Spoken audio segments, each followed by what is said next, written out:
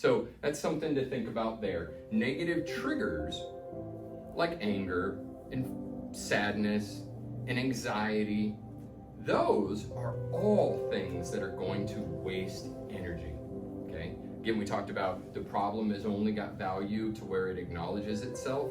When you know that you're mad, I would never say stuff anything in. That's also very harmful. And don't blow up and get irate. But what I discovered is that in the same way that I learned how to drive without road rage, I can do that with everything. And the less negative triggers, the negative triggers don't come from the outside. The negative triggers don't come from a-holes and mean people. That's not where the negative triggers come from. The negative triggers come from your program. And when you shift your program, it's not that you see the world in rose-colored glasses, because that's not really healthy either. You can see it for what it is, but you have enough to be like Ron Burgundy said, just stay classy. Which, of course, a lot of you might not know Anchorman, but for those that do, just stay classy. And that's what it's all about. You have more energy afterwards. Not being present. If you are exhausting yourself because of what happened in your past, let's just say that everybody wakes up with 100 energy dollars. And then you got $25 going out to the time that girl hurt you. You got another $5 going out to when you were, shamed at work and were fired. And now you got also all this energy dollars going out to the future. Is the world going to go to hell? Am I going to be able to keep my job? Am I going to be a good parent? All of that is a waste of energy. That's why the present is such a gift, right? It's because if you do have energy in those spaces, you might not have enough energy for homeostasis and to just be healthy.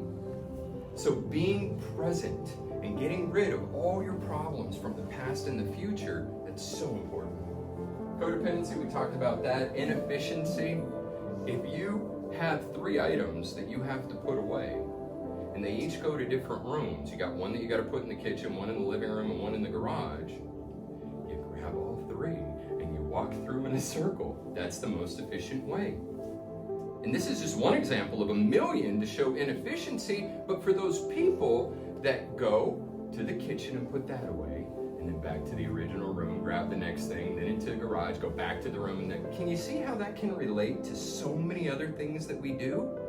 Efficiency in every place that you can think of it is going to really help you pull back a lot more energy.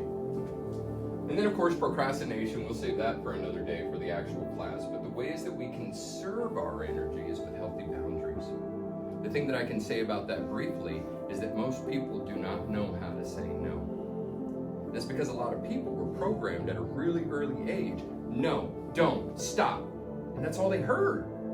So they didn't really get to learn how to use, that's the smallest, most powerful magic word that we have is no.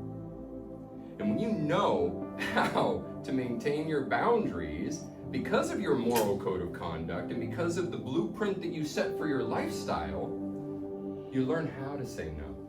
And it becomes very powerful.